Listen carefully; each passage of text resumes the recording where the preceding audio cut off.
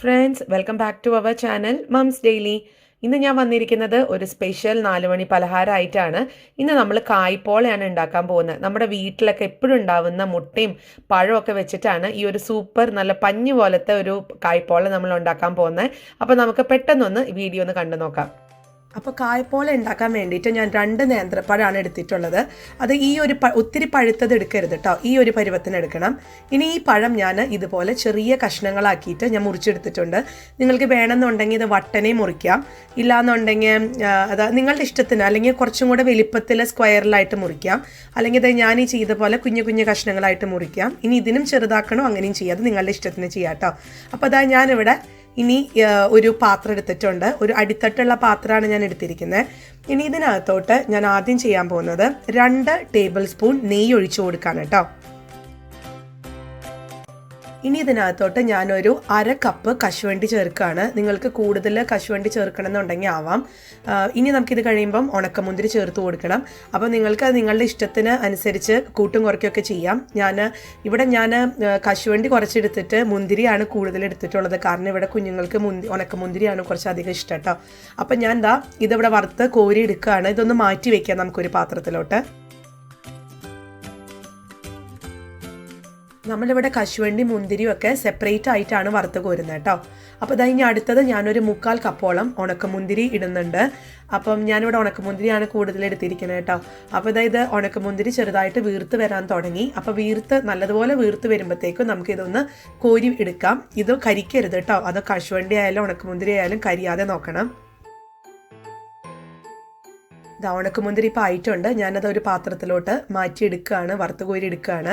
ഇനി ഞാൻ ഇതേ പാത്രത്തിൽ ഇതേ നെയ്ക്കകത്താണ് നമ്മൾ നേരത്തെ അരിഞ്ഞു വെച്ചിരിക്കുന്ന നമ്മുടെ പഴം ഉണ്ടല്ലോ, അത് നേന്ത്രപ്പഴം ഞാൻ അരിഞ്ഞു വെച്ചിരിക്കുന്നത് ഇതിനകത്തോട്ട് ഇപ്പോൾ ചേർത്ത് കൊടുക്കുകയാണ്. നിങ്ങളൊരു മീഡിയം ഫ്ലെയിമിൽ അത് ഇട്ട് വെച്ചാൽ മതി കേട്ടോ. ഇപ്പം മീഡിയം ഫ്ലെയിമിൽ മതി. എന്നിട്ട് ഇത് നല്ലതുപോലെ ഒന്ന് മിക്സ് ചെയ്ത് കൊടുത്തിട്ട് നമുക്ക് പതുക്കെ ഒന്ന് ലോ ഫ്ലെയിമിലോട്ട് ഇടാം. കാരണം അല്ലാന്നുണ്ടെങ്കിൽ പെട്ടെന്ന് ഇത് വേവാതെ തന്നെ ഇതിൻ്റെ കരിയാൻ തുടങ്ങും. ഇത് ഉള്ളൊന്നും വേവത്തില്ല പ്രോപ്പറായിട്ട്. അപ്പോൾ അതുകൊണ്ട് നമുക്ക് ഇപ്പം ഞാനിത് പതുക്കെ ഫ്ലെയിം ഒന്ന് ലോവിലോട്ട് മാറ്റിയിട്ടുണ്ട്. അപ്പം നമുക്കിത് നല്ലതുപോലെ ഒന്ന് ഇളക്കി കൊടുക്കാം. ഇത് നല്ലതുപോലെ നെയ്യിലൊക്കെ ഇരുന്ന് ഇതിൻ്റെ നിറമൊക്കെ മാറാൻ തുടങ്ങും. ഞാനിപ്പോൾ ഇവിടെ ഒരു ടേബിൾ സ്പൂൺ പഞ്ചസാര ഒന്ന് ചേർക്കുന്നുണ്ട്. അതെന്തിനാന്ന് വെച്ചാൽ ഒരു നിറത്തിനുമാണ്. ഈ എന്താ പറയുക, നേന്ത്രപ്പഴത്തിൻ്റെ ആ ഒരു പച്ചക്കുത്തൊക്കെ മാറാൻ വേണ്ടിയിട്ടാണ് ഞാൻ ഇതിനകത്ത് 1 ടേബിൾ സ്പൂൺ പഞ്ചസാര ചേർക്കുന്നുണ്ട്. അപ്പോൾ ഒരു നിറമൊക്കെ ആണെങ്കിലും ആ കാരമലൊക്കെ ചെയ്തിട്ടുള്ള ഒരു നിറം വരുമ്പോൾ ഒരു ഭംഗിയാണ് കാണാൻ. പക്ഷേ ഈ പഞ്ചസാര ഇടണമെന്ന് ഒരു നിർബന്ധമില്ല, നമ്മളല്ലാതെ പഞ്ചസാര ചേർക്കുന്നുണ്ട് കേട്ടോ. അപ്പോൾ ഞാനിത് നല്ലതുപോലെ ഒന്ന് ഇളക്കി എടുത്തിട്ട് വരാം. ഞാനിപ്പോൾ ഇവിടെ ഒരു 5 മിനിറ്റോളം ഇളക്കി കഴിഞ്ഞു. നമ്മുടെ പഴമൊക്കെ ആണെന്നുണ്ടെങ്കിലും നല്ലതായിട്ട് വന്നിട്ടുണ്ട്. ചെറുതായിട്ട് അതിൻ്റെ നിറമൊക്കെ മാറി ഒരു ഗോൾഡൻ കളറൊക്കെ ആവാൻ തുടങ്ങണമുണ്ട്, കണ്ടോ. അപ്പോൾ ഒത്തിരി അങ്ങ് നമുക്ക് കുഴയ്ക്കണ്ട, നമുക്ക് ഈ ഒരു പരുവത്തിന് നമുക്ക് വറുത്ത് കോരി എടുക്കാം കേട്ടോ. ഞാനിനി ഇത് ഒരു പാത്രത്തിനകത്തോട്ട് മാറ്റി വയ്ക്കുകയാണ്. അടുത്തത് നമ്മൾ മിക്സിക്കകത്ത് മുട്ടയെല്ലാം നമ്മൾ അടിച്ച് എന്താ പറയുക, ഒരു മിക്സ്ചർ ഉണ്ടാക്കാൻ പോവാണ്. അതിന് വേണ്ടിയിട്ട് ഞാനിവിടെ 3 മുട്ടയാണ് എടുത്തിട്ടുള്ളത്. അതായത് 2 നേന്ത്രപ്പഴത്തിന് 3 മുട്ട, അതായത് 3 നേന്ത്രപ്പഴത്തിന് 4 മുട്ട, അങ്ങനെ പഴത്തിനേക്കാളും 1 കൂടുതൽ വേണം മുട്ട എടുക്കാനായിട്ട്. അപ്പോൾ ഞാനിവിടെ 3 മുട്ട നമ്മുടെ മിക്സിയുടെ വലിയ ജാറാണ് എടുത്തിരിക്കുന്നത്, അതിനകത്തോട്ടൊന്ന് പൊട്ടിച്ചൊഴിക്കുകയാണ്. അടുത്തത് ഞാൻ ചേർക്കാൻ പോകുന്ന ഒരു 4 ഏലക്കയാണ്. മുഴുവൻ ഏലക്കയാണ് ഇട്ടിട്ടുള്ളത്. നിങ്ങൾക്കിനി പൊടിയായിട്ടുണ്ടെങ്കിൽ അത് ഇടാം കേട്ടോ. പിന്നെ എടുക്കുന്നത് ഒരു 3/4 കപ്പോളം പഞ്ചസാര, പിന്നെ ഒരു 1/4 ടീസ്പൂണോളം ഉപ്പ് ചേർക്കുന്നുണ്ട്. ഒന്ന് ബാലൻസ് ചെയ്യാൻ വേണ്ടിയിട്ടാണ്, മധുരമൊക്കെ ഇട്ടതല്ലേ നമ്മൾ, അപ്പോൾ അതൊന്ന് ബാലൻസ്ഡ് ആവാനായിട്ട് ഒരു 1/4 ടീസ്പൂൺ ഉപ്പും ചേർന്നിട്ടുണ്ട്. ഇനി നമുക്കിത് നല്ലതുപോലെ ഒന്ന് മിക്സിയിൽ അടിച്ചെടുത്തിട്ട് വരാം. നിങ്ങൾക്ക് വേണമെന്നുണ്ടെങ്കിൽ പാൽപ്പൊടി ഇതിനകത്ത് ചേർക്കാം കേട്ടോ. കുറച്ച് വെള്ളത്തിൽ ഒരു ടേബിൾ സ്പൂണോളം പാൽപ്പൊടി കലക്കി നമുക്ക് ഇതിനകത്ത് വേണമെങ്കിൽ ചേർക്കാം. പാൽപ്പൊടിയുടെ ടേസ്റ്റ് ഇഷ്ടമുള്ള ആൾക്കാർക്കാണെന്നുണ്ട്. അല്ലെങ്കിൽ ഇങ്ങനെ ചെയ്താലും മതി. നമുക്ക് മുട്ടയുടെ മണമൊന്നും എടുക്കത്തില്ല, കാരണം നമ്മൾ ഏലക്ക ചേർത്തിട്ടുണ്ടല്ലോ. അപ്പോൾ നമ്മുടെ മിക്സ് ഇവിടെ റെഡിയാണ്. ഇനി ഞാൻ ചെയ്യാൻ പോകുന്നത് ഒരു സോസ് പാൻ എടുത്തിട്ടുണ്ട്. ഞാനിവിടെ ഒരു സോസ് പാനാണ് എടുത്തിട്ടുള്ളത്, കുറച്ച് കുഴിയുള്ളത്. നിങ്ങൾക്ക് കുറച്ചും കൂടെ പരന്നതായിട്ടുള്ള പാത്രം വേണമെന്നുണ്ടെങ്കിൽ എടുക്കാം കേട്ടോ. ഇവിടെ എനിക്ക് കേക്ക് പോലെ വരുന്നതാണ് ഇഷ്ടം, അതുകൊണ്ടാണ് ഞാനിങ്ങനെ എടുത്തിരിക്കുന്നത്. നോർമലി അത് കുറച്ച് പരന്നിട്ടാണ് വരിക.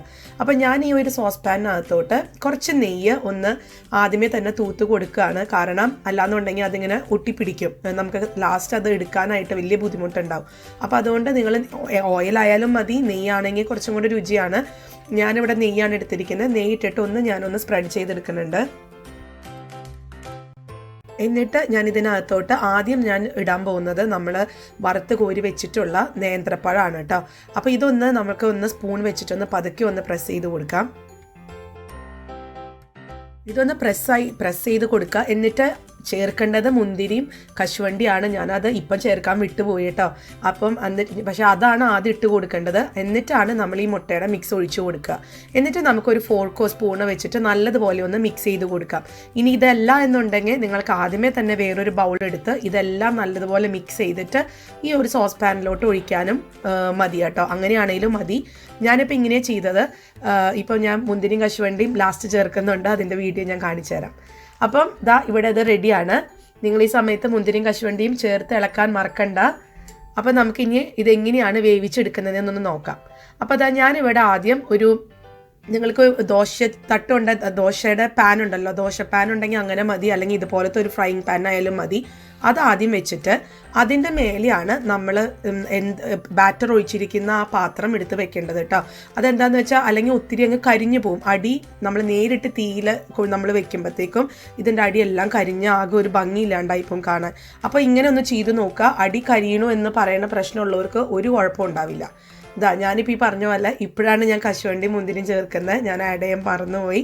അപ്പോൾ ഇതൊന്ന് ചേർത്തിട്ട് ഞാൻ നല്ലതുപോലെ ഒന്ന് മിക്സ് ചെയ്ത് കൊടുക്കണമുണ്ട്. അപ്പം നമ്മളിത് ലോ ഫ്ലെയിമിലാണ് ഇത് വേവിച്ചെടുക്കുന്നത്. ഏറ്റവും ലോ ഫ്ലെയിമിലാണ് ഇത് വേവിച്ചെടുക്കുന്നത് കേട്ടോ. അപ്പം ഞാനിവിടെ ഏകദേശം ഒരു 3-4 മിനിറ്റ് കഴിഞ്ഞിട്ടുണ്ട്. ഞാനൊന്ന് തുറന്ന് നോക്കുകയാണ്. ഇതായിട്ടില്ല, പക്ഷേ ഇതൊന്ന് കട്ടിയാവാൻ തുടങ്ങിയിട്ടുണ്ട്.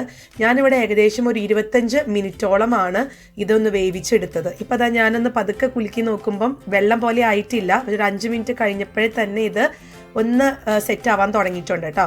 ഞാനിപ്പോൾ പറഞ്ഞ പോലെ 25 മിനിറ്റാണ് ഞാനിത് ഏറ്റവും ചെറിയ ഫ്ലെയിമിൽ ഇട്ട് വേവിച്ചെടുത്തത്. അപ്പം നിങ്ങളും അതുപോലെ അത് ഓരോന്നിനും ഡിപ്പെൻഡ് ചെയ്തിരിക്കും. ഞാനിപ്പം 25 മിനിറ്റ് കഴിഞ്ഞപ്പം ഞാൻ പതുക്കെ ഇതൊരു ടൂത്ത് പിക്കറാണ്, ഞാൻ ഇത് വെച്ച് ഇതിൻ്റെ നടുക്കൊന്ന് കുത്തിയിട്ടൊന്ന് എടുക്കുകയാണ്. ഇപ്പം നിങ്ങൾക്ക് നോക്കുമ്പോൾ കാണാം നമുക്കിതൊന്നും ഒട്ടിപ്പിടിച്ചിട്ടില്ല. ഇപ്പം അങ്ങനെ നിങ്ങൾക്കത് ഒട്ടിപ്പിടിച്ച്, അതായത് മുട്ടയുടെയോ അല്ലെങ്കിൽ പഴത്തിൻ്റെ ഒക്കെ എന്തെങ്കിലും ഒരു അംശം അതിനകത്ത് ഇരിക്കണമുണ്ടെന്ന് തോന്നിക്കഴിഞ്ഞാൽ അതിനർത്ഥം അതായിട്ടില്ല എന്നാണ് കേട്ടോ. പക്ഷേ എനിക്കിതിവിടെ കറക്റ്റാണ്, ഇതായിട്ടുണ്ട്. കണ്ടോ, ഇത് നല്ല പെർഫെക്റ്റ് ആയിട്ട് വന്നിട്ടുണ്ട്.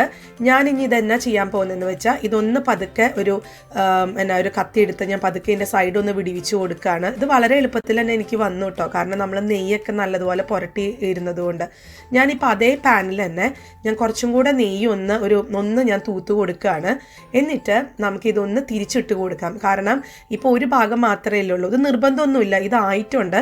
പക്ഷേ എങ്കിൽ പോലും അത് കാണാനൊക്കെ ഒരു ഭംഗി, ഒന്ന് ഡാർക്കായിട്ടിരിക്കുന്നത് കാണാനല്ലേ ഭംഗി. അപ്പോൾ അതിന് വേണ്ടിയിട്ട് ഞാനിതൊന്ന് ചെറുതായിട്ടൊന്ന് ഫ്ലിപ്പ് ചെയ്ത് കൊടുക്കുകയാണ്.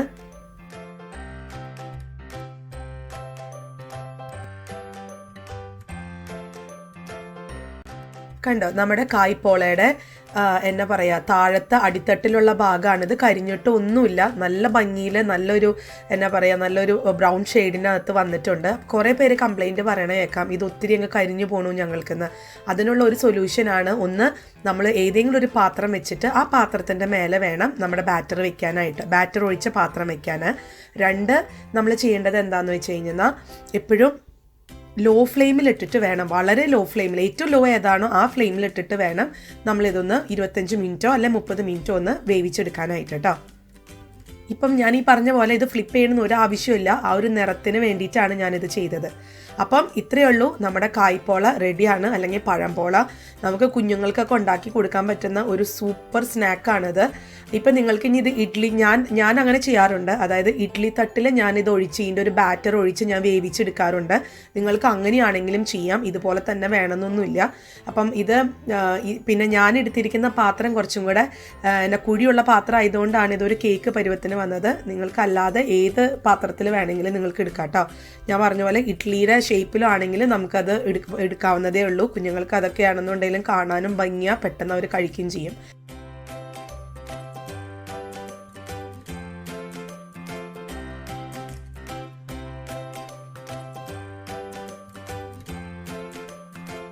ഇനിയിപ്പോൾ ഓവനിൽ വെച്ച് ചെയ്യണം എന്നുള്ള ആൾക്കാർ കാണുന്നുണ്ട്. ഒരു 180 ഡിഗ്രി സെൽഷ്യസിൽ നമ്മളൊരു 10 മിനിറ്റോളം പ്രീഹീറ്റ് ചെയ്യുക ഓവൻ. എന്നിട്ട് അതിനകത്തോട്ട് 18 മുതൽ 25 വരെയുള്ള മിനിറ്റിനകത്ത് ഒന്ന് ഇതായി കിട്ടും കേട്ടോ. അപ്പോൾ ഇത് ഓരോ ഓവനനുസരിച്ച് ഇത് മാറും. നോർമലി ഒരു 18നും 25നും ഇടയ്ക്കുള്ള മിനിറ്റിനകത്ത് നിങ്ങൾക്ക് ഓവനിൽ കിട്ടും. 180 ഡിഗ്രി സെൽഷ്യസ് ആണെന്ന് മറക്കണ്ട.